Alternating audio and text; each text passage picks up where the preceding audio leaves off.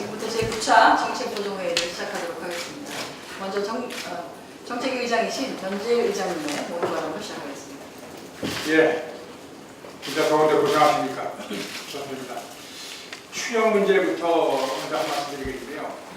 어제 대통령의 시정연설이 있었습니다. 물론 환경부총리께서 대답하셨지만 그 추경연설을 시정연설하는 과정에서 추경은 속성상 1인 실내에 신속히 집행돼야 효과가 극대화된다. 이런 말씀하셨습니다. 그런데 어제도 말씀드렸지만 이번 정부가 제출한 추경안을 아무리 뒤다봐도 신속한 집행이 필요한 사업이 발견하기가 상당히 힘듭니다.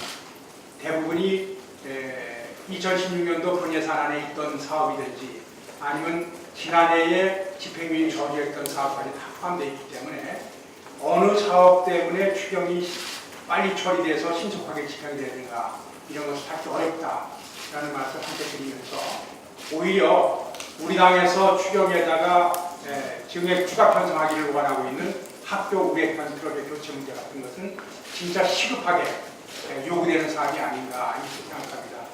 아마 학부모님들께서 우레탄이나 인조잔디가 깔린 학교 운동장을 가보시면 알 겁니다. 진짜 중금속에 오염된 먼지가 펄펄 나 있는 거 아이들이 운동 중에서 운동장을 30분만 뛰면은 옷에 이상한 그 검은 고무 같은 것들이 달라붙어 있습니다. 그런 속에서 우리 아이들이 방치되고 있는 것을 그대로 둘 것이냐 추경 편성 과정에서 꼭 반영시켜 주시기를 부탁드리겠습니다. 누리과정 예산과 관련해서는 어제 황교안 국무총리께서 대답하시면서 지방교비세와 지방교육재정교부금 3조 7천억 원으로 부족한 누리과정 예산 등 교육 현안 수요 지원이 가능하다, 대응한다, 다양할 수 있다 이렇게 말씀하셨는데 여기에서 한 가지 제가 묻고 싶은 것은 이번에 3조 7천억 원의 지방교부세와 지방교육재정교부금을 편성하는 것이 2010년도 누리과정 예산이 집행하는 과정에서 기존의 지방재정교부금만으로는 부족하다는 것을 정부가 인정하는 것이냐 이것을 분명히 하고 싶습니다. 그동안 감성까지 동원해서 충분한 돈이 내려갔다고 했었는데 이번 추경 편성하기 위해서 3조 7천억 원이 내려가니까 그것만 가지고 충분한 것이 아니냐 하는 대통령의 말씀이 2016년 본 예산이 부족하다는 것을 인정하는 것을 분명히 해주시길 바라겠고 그리고 이 돈은 내년에 당연히 지방교육청과 시도에 내려갈 돈을 먼저 땡겨서 준 것입니다. 그렇다면 내년도 누리과정 예산 부족분하고 금년도 누리과정 예산 부족분을 보충하기 위해서 땡겨 쓴 돈 모두를 2017년도 예산에 반영해 주실 것인지 확실하게 답변해 주시기 바랍니다. 두 번째 문제는 어제 우리 김종인 대표께서 담배값 문제를 말씀하시니까 여기저기서 소리가 나오고 있습니다. 담배를 피시는 서민들 입장에서는 그럴 줄 알았다 이런 소리가 나오고 새누리당과 정부에서는 그렇지 않다 국민 건강 경기를 위해서 진짜 담배세를 인상한 것이다 이런 소리를 다시 하고 있습니다. 저는 2014년도 담배값 인상을 논의할 적에 분명히 지적했었습니다. 국민 건강 경기를 위해서 흡연율을 떨어뜨리기 위해서 담배세를 인상하는 것이라면 이것은 보건사회 연구원에서 연구를 하고 영역을 해야 되는 것이 아니냐. 왜 조세정책연구원에서 연구를 하느냐. 이런 문제가 처음부터 제기됐습니다. 그리고 당시에 제시했던 조세연구원의 제시안보다도 흡연율이 더 가파르게 원상복귀되고 있습니다. 당시에 조세연구원에서 추정했던 것보다 더 높은 빠른 속도로다 세수는 증가하고 있습니다. 이제는 담배세 인상이라는 것이 세수 중대의 목적이었다는 것을 분명하게 나타내고 있습니다. 그렇지 않다 할지라도 그런 결과로 나타나고 있습니다. 정부가 현 단계에서는 이 문제에 대해서 다시 생각해야 될 시점이 아니냐 이렇게 말씀드리겠습니다. 부자 감세로 줄어든 세수를 보충하기 위해서 국민 건강을 핑계를 대고 서민의 호주머니를 털은 것이 아니냐 이런 지적을 하지 않을 수 없습니다. 정부가 얘기한 대로 국민 건강 증진을 위한 것이라면 늘어난 세수를 국민 건강 증진을 위해서 써줘야 될 것입니다. 그렇지 않다면 최소한도 서민의 부담이 증가한 만치 부자 감세를 원상복귀시켜야지만이 최소한의 형평성을 유지할 수 있을 것이 아닌가 이렇게 말씀드리겠습니다. 그것도 이것도 아니라면 국민 건강 증진을 위해서 흡연율을 떨어뜨리겠다는 목적을 상실한 세금을 인하하는 것이 맞을 것이 아니냐 여러 가지 대안을 제시하겠습니다. 정부 차원에서 심도 있는 검토를 부탁드리겠습니다. 세 번째 문제는 전기요금 문제입니다. 오늘도 우리 부대표님들 모여갖고 여러 가지 얘기했는데 사무실이나 식당에 가면은 추워서 냉방병이 걸릴 정도로 냉방이 상당히 강하게 틀어지고 있습니다. 진짜 시원하다 못해 추운 곳이 많다는 것을 말씀드리겠습니다. 그리고 강남을 중심으로 여러 가지 가게에서는 가게 문을 열고 냉방하는 것이 영업상 관행으로 되어 있습니다. 한전이든 정부든 누구도 전기 낭비라고 에너지 낭비라고 단속하는 사람도 없습니다. 실내 온도가 26도라고 적정 온도가 20도라고 말하는 사람도 없습니다. 아마 전력 예비율이 높아지다 보니까 한전과 정부에서 전력 소비 촉진 운동을 하는 것이 아니냐 이런 의심마저 든다는 것을 말씀드리지 않을 수 없습니다. 이런 상태인데도 불구하고 모든 가정에서는 전기요금이 비싸서 에어컨을 틀지 못하고 선풍기 하나로 견디는 가정이 너무나 많습니다. 가게 기업 간의 차별이 왜 이렇게 심한지 모르겠습니다. 정부와 기업과 가게가 세계의 경제 주체입니다. 우리 경제를 버텨나가기 위해서 가게에 대한 시장 강요가 너무 심한 것이 아니냐 이런 지적을 하지 않을 수 없습니다. 그동안 우리는 정부가 경기 부양 차원에서 건설 경기 부양 차원에서 아파트의 분양을 촉진하기 위해서 DTI, LTV를 갖다가 완화시켜가지고 빚내서 집 사라는 그런 정책으로 인해서 가계 부채가 급속하게 늘어나는 그런 아픔을 겪고 있습니다. 전기요금도 마찬가지입니다. 기업의 경쟁력을 강화하기 위해서 산업용 전기요금은 한전이 얘기하는 원가 이하로 제공하고 가정용 전기요금은 이 뜨거운 더위를 갖다가 선풍기 하나를 의지할 정도로 높은 요금을 적용하는 것. 가정용에만 누진제가 적용되는 이 요금제도 이제는 근본부터 다시 한번 검토할 단계가 된 것이 아닌가 이렇게 생각합니다. 우리 당에서 별도로 검토하겠습니다. 정부 차원에서도 새로운 시각에서의 검토를 요청드리겠습니다. 네, 다음은 박완주 원내 수석 부대표의 발언을 드리겠습니다.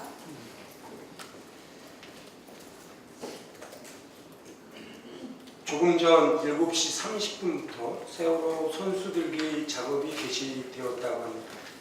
현재 1.5m가량 선수를 든 상태이고 기상만 좋다면 빠르면 내일 또는 모레 정도 완료할 수 있다는 소식을 전달받았습니다. 이번 선수들기 작업은 세월호 선체 인양의 중대한 분수령입니다. 꼭 성공해서 세월호 인양 작업이 순조롭게 진행될 수 있기를 간절히 기원합니다.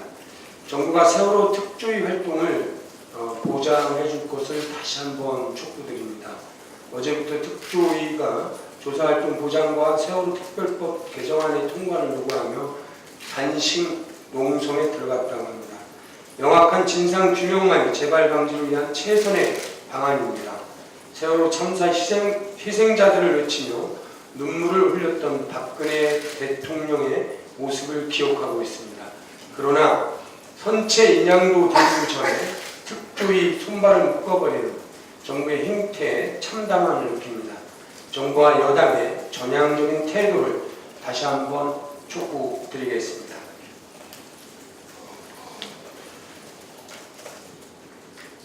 사드 배치 결정 후 첫 대면에서 중국은 작심한 듯 우리 정부를 정면으로 비판했고 설상가상으로 북한은 2년 만에 중국과 외교장관 회담을 개최했습니다. 우려가 결국 현실이 되고 있습니다. 중국과 러시아와의 관계는 악화되고 대국제재의 공조는 분열될 위기입니다. 결국 사드가 오히려 북한이 고립을 완화시키는 결과로 이어질 위기에 놓인 것입니다. 정부의 빈틈투성이 외교 대응에 국민적 의혹은 더욱 커지고 있습니다. 국회 특위를 통해서 외교 문제를 포함한 모든 국민적 불안감과 궁금증을 풀어나가야 할 것입니다. 또한 성주 주민들의 목소리를 가볍게 여겨서는 안 됩니다. 며칠 전 정진석 원내대표 또한 청문회 이상이라도 못할 이유가 없다고 한 만큼 지난번 제안한 국회 내 사드 대책특위 구성을 지체 없이 여야가 함께 만들 것을 촉구드리겠습니다. 세 번째, 또다시 유출된 개인 정보 관련돼서 말씀드리겠습니다. 대형 인터넷 쇼핑몰 인터파크에서 무려 1,030만 명의 개인정보가 유출되는 사태가 벌어졌습니다. 전체 회원의 약 40%나 달하는 수치라고 합니다. 지난 2014년 주요 카드 3사 1억 건의 개인정보가 유출되면서 국정조사까지 실시했음에도 불구하고 또다시 개인정보 유출 사건이 벌어진 것은 매우 유감스럽습니다. 정부의 안일한 후속 대처 때문에 우리의 소중한 개인정보가 모두의 정보가 될 판입니다. 더욱 심각한 문제는 인터파크의 늦장 대응입니다. 인터파크는 해킹 사실을 전혀 모르고 있다가 해킹범들의 통보를 받고서야 사실을 파악했다고 합니다. 또한 지난 11일 해킹 사실을 인지하고도 공지하기 전까지 2주 동안이나 사태를 은폐했습니다. 1천만에 이르는 국민의 2차 피해가 걱정되는 이유입니다. 지난해 개인정보 유출로 인한 피해의 최대 3배까지 배상을 의무하는 개인정보 유출 방지법이 통과되었습니다. 만약 인터파크가 책임있는 모습을 보이지 않는다면 국회 상임위 차원에서 이번 사안을 엄중히 다룰 것이라는 점을 분명히 밝힙니다. 정부는 이번 개인정보 유출 사태의 원인을 면밀히 파악하고 재발 방지 조치를 시행하길 바라겠습니다. 이상입니다. 네, 다음은 가습기 국정조사 특위의 간사를 맡고 계시는 홍익표 의원님의 발언 있으시겠습니다. 네, 안녕하십니까. 가습기 피해 진상 규명 및 피해 구제를 위한 그 국정조사 특위의 간사를 맡고 있는 홍익표입니다. 잘 아시는 바와 같이 가습기 살균제로 인해서 사망자만 700명이 넘고 그 피해자가 지금 무려 3,700여 명에 달하고 있습니다. 사실상 그 재난에 준하는 사회적 참사라고 할 수 있겠습니다. 지난 3일간의 현장 조사를 통해서 국민 안전에 대한 최소한의 관심도 기울이지 않았던 정부와 부도덕한 기업으로 인해 가습기 살균제로 인한 사고가 피할 수 없는 인재였음이 다시 한번 확인되었습니다. 정부 관련 부처의 공무원 누구 한 사람이라도 관심을 기울였다면 관련 기업 직원 중 누구 한 사람이라도 안전성 점검 등 기본 절차에 충실했다면 가습기 살균제 사고와 같은 참사는 발생하지 않았을 것입니다. 그럼에도 여전히 관련 부처들은 책임 떠넘기에 급급하고 기업은 소극적으로 임하고 있는데 이는 가습기 살균제 피해자들을 더욱 참담하게 만들고 있는 것입니다. 이제 전문가들과 함께 현장 조사를 통해 새롭게 확인된 사실들과 자료 분석을 통해 향후 기관보험 및 청문회에서 실체적 진상규명과 피해 보상 및 재발 방지 대책을 마련할 수 있도록 준비해 나가겠습니다. 이번 현장 조사 기간 중에 몇 가지 새롭게 확인된 사항을 말씀드리겠습니다. 첫 번째는 이미 지난 1997년에 노동부가 PHMG에 대한 유해성을 확인했다는 것입니다. 노동부는 2011년 혹시 가습기 살균제 참사가 발생한 다음에야 PHMG의 물질안전보건자료 MSDS를 제시했습니다. 그러나 97년 2월 혹시 가습기 살균제 원료물질이 PHMG의 유해성 조사 결과 보고서를 당시 유공이 제출했고 노동부는 그해 4월 경구독성, 자극성 등 유해성을 확인했지만 관보 게시에 누락시킨 것이 확인됐습니다. 특히 지난 5월 민변의 정보 공개 요구에도 해당 업체가 제출하지 않은 것으로 추정된다는 답변을 하기까지 했습니다. 최초 확인 당시에 노동부가 산업안전보건법 규정대로 유해물질이라는 것을 공표했다면 옥시살균제의 피해를 상당히 줄일 수 있었을 것입니다. 두 번째 확인된 사실은 질본이 CMIT, MIT의 독성 실험 조건에 대한 연구자들의 문제 제기를 묵살했다는 것입니다. 질본은 2011년 11월 동물 실험을 근거로 CMIT, MIT를 함유한 제품에서 독성을 확인하지 못했다고 발표했고 법무부는 CMIT, MIT의 독성이 확인되지 않았다는 이유로 애경, 이마트, GS 리테일 등과 같은 기업들을 수사 대상에서 제외했습니다. 그러나 질본의 발표 관련 실험을 실시한 한국화학연구원 내 안정성 평가연구소는 2011년 CMIT, MIT 동물 실험 당시 실험 조건이 너무 제한되어 독성을 확인하지 못할 가능성이 높다는 의견을 질본에 지속적으로 제시했고 추가 연구의 필요성을 요청했는데 질본과 폐손상 조사위가 동물 실험보다 환자 피해 등급 판정 쪽으로 방향을 바꾸면서 안정성 평가원의 요구가 묵살됐습니다. 세 번째 확인된 사실은 환경산업기술원의 가습기 살균제 피해자 지원센터 운영 능력이 터무니없이 부족하고 운영 실태가 참담한 실정입니다. 가습기 피해자 지원센터를 운영하고 있는 환경산업기술원이 현재 피해 접수센터 역할만 하고 있는데 6인의 상담사가 주로 그냥 단순한 피해 접수 안내만 진행하고 있습니다. 현재 그 환경산업기술원 원장을 비롯한 임직원들은 이 가습기 살균제 피해 지원센터의 운영 실태조차 전혀 파악하지 못하고 있는 상황입니다. 이와 관련돼서 지난 가습기 국정조사 특위위원장인 우원식 위원장이 정세균 국회의장과 협의하에 국회에 이 피해 신고센터를 두자고 기본적으로 합의가 됐고 국회의장께서 적극적으로 협조해 주시기로 했음에도 불구하고 새누리당 측의 반대로 이것이 국회에 설치 운영되지 못하고 있습니다. 지금이라도 가습기 살균제 피해자의 피해 신고를 제대로 받기 위해서는 국회 이 피해 신고센터가 설치 운영된다고 생각하고 새누리당의 협조를 다시 한번 촉구드립니다.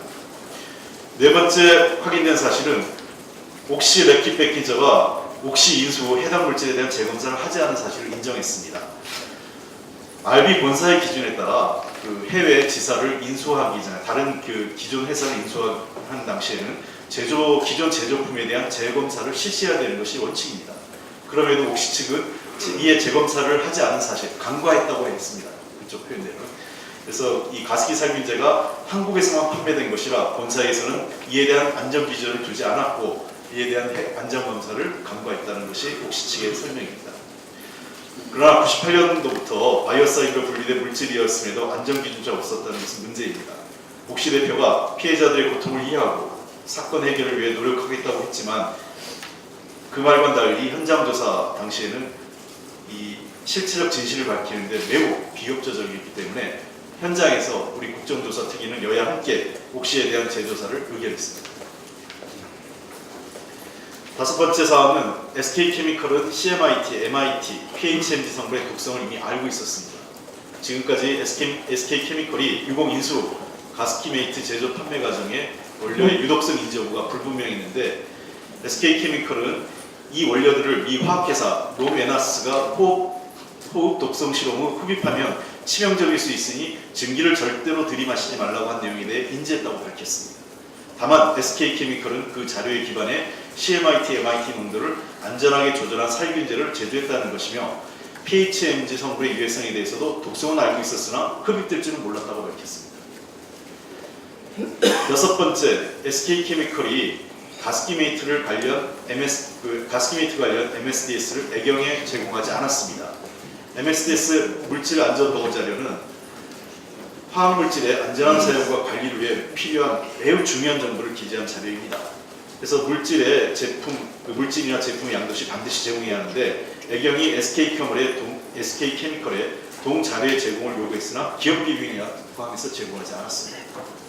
2002년부터 SK케미컬의 가습기메이트를 출시한 애경은 화학물질의 주성분이 가습기메이트에 대한 정확한 정보가 없는 상태에서 동제품을 판매했던 것입니다. 또한 애경은 2006년부터 동일한 방법으로 이 가습기 살균제를 E+를 통해서 PB 제품으로 제공하게 됩니다. 이마트 역시 제대로 된 물질 안전 보건 자리 없이 가습기 살균제를 그대로 시중에 판매하게 됩니다. 기업들 간의 안전성 점검 등 기본적인 절차가 성립된 가운데 의심 없는 계약과 납품이 결과적으로 엄청난 사회적 비용과 재난을 초래했다고 볼 수 있습니다. 마지막으로 한 가지 덧붙이는 것은 법무부와 검찰에 대한 문제입니다. 가습기 살균제 피해 사건이 그 첫 형사 고발 이후 약 3년 6개월 만에 본격화됐습니다. 2011년 그 4월에 신고를 받았음에도 불구하고 검찰은 이 사건을 강남경찰서에 수사토록 배정한 이후에 수사 지휘를 하면서 실제로 질본의 피해 조사 결과가 나올 때까지 기소 중지를 합니다. 그래서 실제 조사가 이루어진 것은 질본의 1차 피해 조사 결과가 나온 2014년 3월까지는 사실상 수사가 이루어지지 않고 있습니다. 그 기간 동안 자료는 폐기되거나 사실상 은폐되면서 현재 진상조 규명이나 수사에 상당한 어려움을 겪고 있습니다. 저희들은 이번 국정조사하는 과정에서 성역 없고 진실을 밝히기 위해서 성역 없이 수사하고자 조사해야 한다고 얘기했습니다. 특히 검찰과 경찰을 포함한 모든 국가기관이 대상이라고 했는데 아쉽게도 여당의 반대로 인해서 검찰이 빠졌습니다. 다시 한번 검찰이 최소한 이 조사 대상 기관에 반드시 포함시켜서 늑장 지연 수사에 대한 원인과 책임을 물어야 한다고, 원인을 밝히고 그 책임을 물어야 한다고 생각합니다. 아울러 당시 수사 지휘를 받은 강남경찰서가 도대체 한 1년여 기간 동안 무엇을 했는지에 대해서 밝히기 위해서도 경찰이 반드시 조사 대상 기관에 포함되어야 한다고 지적을 했음에도 불구하고 황당한 이유로 여당이 반대를 하고 있습니다. 검찰이 빠졌는데 경찰을 울면 형평성이 맞지 않다는 것입니다. 도저히 이해할 수 없습니다. 진실을 밝히고자 하는 것인지 해당 기관과 기업들에게 면죄부를 주장하는 것이 이해할 수 없습니다. 저는 진실규명을 위해서 어느 기관든 성향이 없이 조사 대상이 되어야 되고 그 자료를 투명하게 국민에게 공개해야 한다고 생각합니다. 특히 이번 현장 조사가 여당 측의 요구로 인해서 어쩔 수 없이 비공개로 전환한 것에 대해서도 매우 유감스럽게 생각합니다.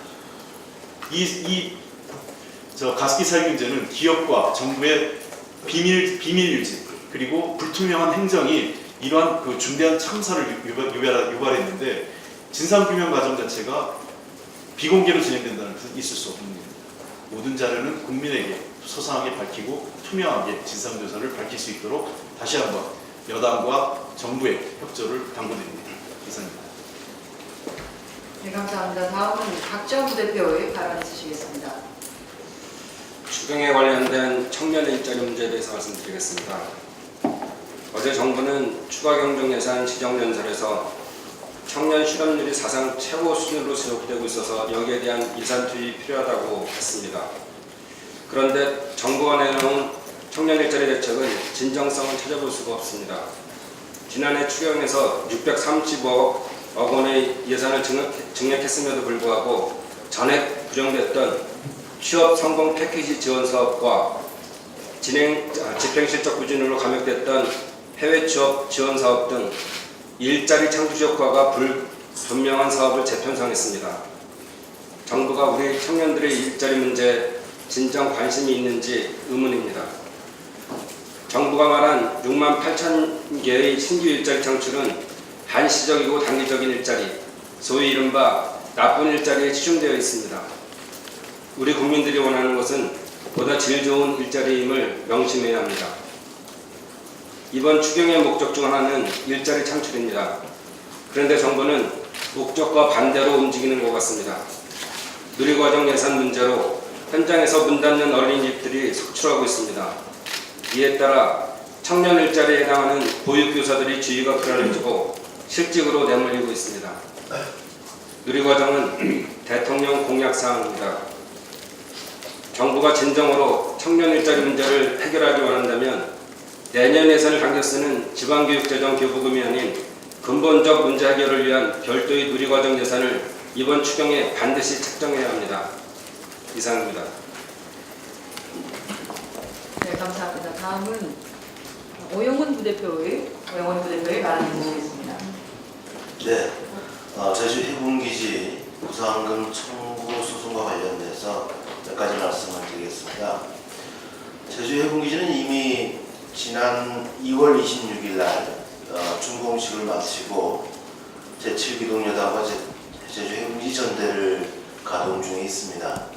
이미 준공식이 끝나고요. 실제 해군기지가 운영되고 있음에도 불구하고 해군은 지난 3월 28일 공사 지연에 따른 손해배상을 청구해서 지역 주민과 시민사회단체 등 120명을 대상으로 34억 5천만 원에 이르는 부상금을 청구한 상황입니다. 그래서 그 이후 제주지역 국회의원 당선자 그리고 또한 더불어민주당 원내 지도부 그리고 여야 3당은 일관되게 부상금 청구가 전례 없는 국민의 기본권을 침해할 수 있는 우려를 제기했고 반드시 부상권 청구 철회가 이루어지기를 요구하게 됐습니다. 그렇지만 최근 부상금 들려오는 소식은 부상금 철회 소식이 아니라 2차 부상금을 다시 청구하겠다는 소식이 있습니다. 해운기지 건설업체인 대림산업과 삼성물산이 공사지연 손해배상 요구액 231억 원과 131억 원을 각각 요구하고 있기 때문입니다. 대한상사중재원에 계류 중인 상황인데 판정 결과에 따라 부상금을 더 청구할 태세입니다. 이외에도 행정대 집행비용 8,900만 원, 각종 벌금 3억 원 등을 부과해 강정마을 주민들을 옥죄고 있는 상황입니다. 해운기지가 준공된 상황에서 더 이상 갈등을 봉합하려고 하는 해운의 노력이 있는 것이 아니라 갈등을 재현시키려는 노력만이 존재하고 있습니다. 현재 국방부는 강정마을 주민과 제주도민, 국회, 시민사회단체 등 그토록 부상금 청구 소송 철회를 주장하고 있음에도 불구하고 눈도 꿈쩍하지 않고 있습니다. 그저 법적인 측면만 강조하고 있습니다.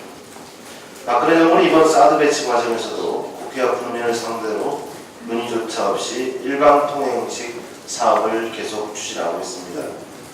일방적인 정책 추진은 갈등을 유발할 수밖에 없습니다. 소통은 갈등을 해소시킬 수 있다는 점을 잊지 말아주시기 바랍니다. 그리고 또한 해운기지 관련해서 부상금 청구의 내용이 지금 현재 진행되고 있는 국책사업의 과정에서 반대운동을 하시는 국민들을 향해서 다시 부상금 청구 소식이 들리지 않을까 매우 걱정되는 바입니다. 감사합니다. 네, 다음 마지막으로 송기현 부대표의 발언 있으시겠습니다. 네, 강원도 원주을 송기현 의원입니다. 공기업인 코레일이 시민들과 소통 없이 일방적으로 요금을 기습 인상하려고 해서 막심한 반대에 부딪히고 있습니다. 코레일은 2012년 서울 춘천을 연결하는 ITX 춘천열차를 개통하면서 지역경제 활성화와 이용객 부담 완화를 위해서 요금 30% 상시 할인을 발표했습니다.